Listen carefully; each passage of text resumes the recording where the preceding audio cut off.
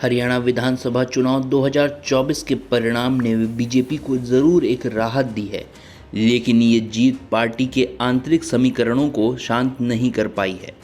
प्रधानमंत्री नरेंद्र मोदी और गृह मंत्री अमित शाह के नेतृत्व में बीजेपी ने हरियाणा जैसे छोटे राज्य में अपनी स्थिति को मजबूत किया, लेकिन इस जीत के बावजूद राष्ट्रीय स्वयंसेवक संघ आरएसएस के भीतर असंतोष की लहरें अब भी उठ रही हैं।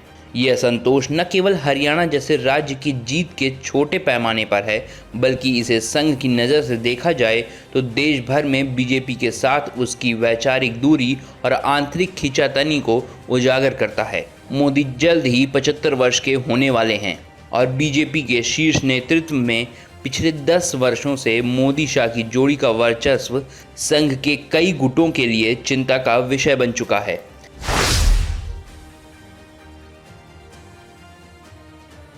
हरियाणा में बीजेपी की जीत पार्टी के लिए एक उत्साहजनक संकेत है, खासकर तब जब पार्टी को पिछले कुछ चुनावों में काफ़ी चुनौतियों का सामना करना पड़ा।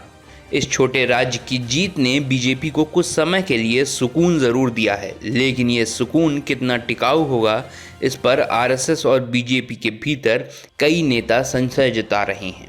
आरएसएस के कुछ प्रमुख नेताओं का मानना है कि हरियाणा की जीत सिर्फ एक छोटा राज्य की जीत है और ये बीजेपी को राष्ट्रीय स्तर पर मिलने वाली चुनौतियों से बचा नहीं सकती। हरियाणा की जीत ने बीजेपी को विधानसभा में स्थिरता दी है, लेकिन लोकसभा चुनावों में पार्टी को मिली बड़ी हार का प्रभाव अभी भी संघ के भीतर गूंज रहा है।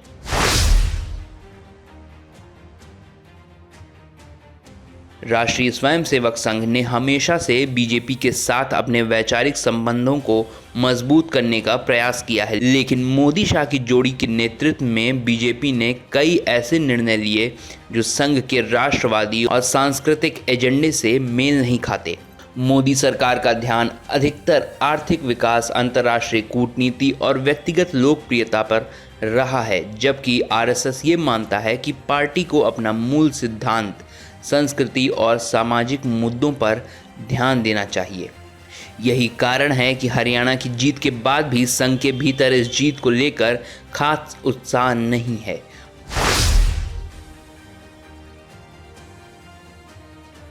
प्रधानमंत्री नरेंद्र मोदी जल्द ही 75 वर्ष के होने जा रहे हैं और ये संघ के लिए एक महत्वपूर्ण बिंदु बन गया है। आरएसएस की परंपरा के अनुसार 75 वर्ष के बाद नेता सक्रिय राजनीति से दूर हो जाते हैं। संघ के भीतर कई लोग अब इस बात पर चर्चा कर रहे हैं कि मोदी को कब और कैसे सत्ता से हटाना चाहिए। मोदी शाह के नेतृत्व ने पिछले 10 वर्षों में बीजेपी पर इतना वर्चस्व बना लिया है कि संघ की कई नीतियां और विचारधाराएं पीछे छूट गई हैं। यही कारण है कि अब संघ के भीतर ये मांग उठने लगी है कि बीजेपी को अपने मूल सिद्धांतों पर लौटना चाहिए और नई पीढ़ी को नेतृत्व सौंप देना चाहिए।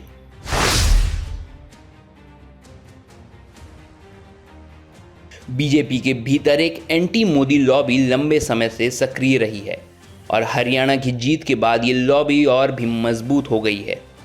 इस गुट का मानना है कि मोदी और शाह की जोड़ी ने पार्टी के भीतर लोकतांत्रिक प्रक्रिया को कमज़ोर कर दिया है। आरएसएस के भीतर से भी इस बात को लेकर चिंता जताई जा रही है कि मोदी सरकार की नीतियां अब पार्टी के राष्ट्रीय और सांस्कृतिक एजेंडे से भटक रही हैं। महाराष्ट्र और झारखंड जैसे बड़े राज्यों में आने वाले चुनाव बीजेपी के लिए एक कठिन परीक्षा साबित हो सकते हैं। अगर यहाँ पार्टी को कोई बड़ा नुकसान होता है तो एंटी मोदी लॉबी को और ताकत मिलेगी।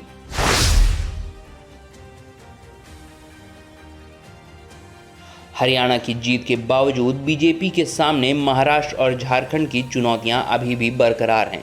महाराष्ट्र जैसे बड़े और राजनीतिक रूप से महत्वपूर्ण राज्यों में चुनाव परिणाम का राष्ट्रीय राजनीति पर गहरा प्रभाव पड़ेगा। मोहन भागवत और उनके अनुयायी इस बात से चिंतित हैं कि मोदी सरकार महाराष्ट्र और झारखंड में पार्टी को जीत दिलाने में सक्षम नहीं होगी। आरएसएस के भीतर ये चिंता भी बढ़ रही है कि मोदी की सत्ता पर पकड़ इतनी मजबूत हो चुकी है कि पार्टी और संघ के बीच में दूरी बढ़ती जा रही है।